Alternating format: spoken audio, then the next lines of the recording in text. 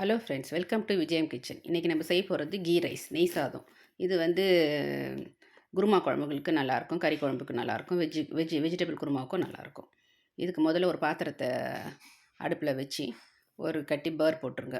நெய் இருந்தால் நெய்யும் ஊற்றிக்கலாம். அது கூட கொஞ்சம் எண்ணெய் கலந்துக்கோங்க. ரெண்டும் கலந்து போட்டிங்கன்னா நல்லாயிருக்கும்.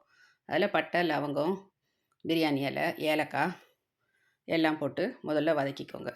வதக்கிட்டு அதுக்கப்புறம் அது கூட வந்து கிராம்பும் போட்டுக்கோங்க.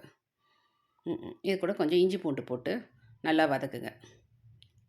இஞ்சி பூண்டு பேஸ்ட் போட்டுக்கோங்க. போட்டு நல்லா வதக்கிடுங்க. வதக்கிட்டு இது நல்லா வாசனை வரக்குள்ள வெங்காயம், பச்சை மிளகாயை வெட்டி போட்டுருங்க. நல்லா வாசனை வர வரைக்கும் வதக்குங்க. அதுக்கப்புறம் வெங்காயம், பச்சை மிளகாய் வெட்டி போடுங்க. போட்டுட்டு அதையும் நல்லா ஒரு பாதி வேக்காடு வர வரைக்கும் நல்லா வதக்கிக்கோங்க. நல்லா வேகணும் வெங்காயமும் பச்சை மிளகாவும். இதுக்கப்புறம் கொஞ்சம் புதினா கீரை வெட்டி போட்டுக்கோங்க. நல்லா வதக்குங்க.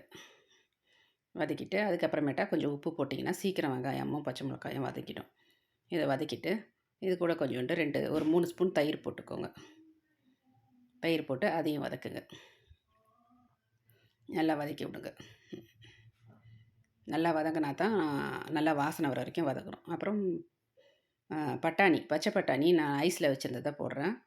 அதை வச்சுட்டு 7 டம்ளர் அரிசி வைக்கிறேன். அதுக்கு வந்து கரெக்டாக 7 டம்ளர் அரிசி வச்சுன்னு மேலே 2 டம்ளர் வச்சுங்க. பாசுமதி அரிசி இது. தண்ணி கொஞ்சம் கம்மியாக வச்சா போதும்.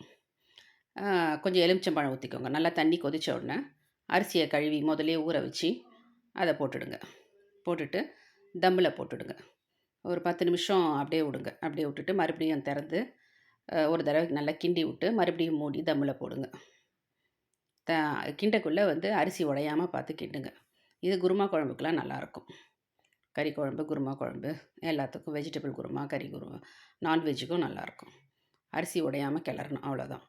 அவ்வளோதான் முடிஞ்சிடுச்சு. இதில் வந்து கொத்தமல்லி கீரையை வெட்டி போட்டு நெய் இருந்தாக்கா பேர் போடுறத நெய்யை போட்டு மேலோடு நல்லா ஊற்றி எடுத்து வச்சிரு. அவ்வளோதான்.